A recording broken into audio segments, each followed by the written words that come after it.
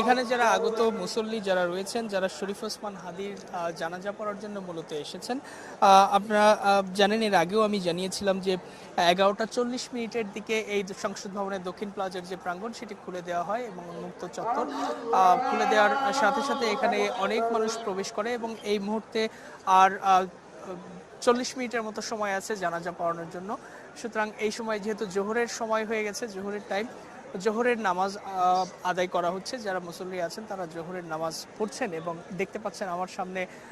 সংসদ ভবনের দক্ষিণ প্লাজার সামনের যে চত্বরটা, প্রত্যেকটা জায়গা লোকে লোকারণ্য হয়ে গেছে। লোকে লোকারণ্য হওয়ার কারণে আমরা দেখতে পাচ্ছি এই মাইকে ঘোষণা করা হয়েছে এই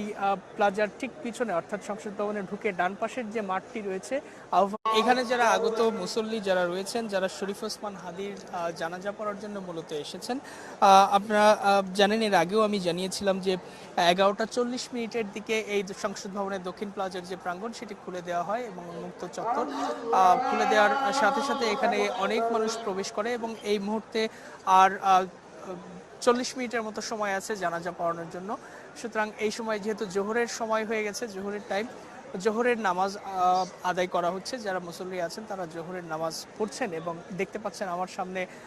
সংসদ ভবনের দক্ষিণ প্লাজার সামনের যে চত্বরটা, প্রত্যেকটা জায়গা লোকে লোকারণ্য হয়ে গেছে। লোকে লোকারণ্য হওয়ার কারণে আমরা দেখতে পাচ্ছি এই মাইকে ঘোষণা করা হয়েছে এই প্লাজার ঠিক পিছনে, অর্থাৎ সংসদ ভবনে ঢুকে ডান পাশের যে মাঠটি রয়েছে,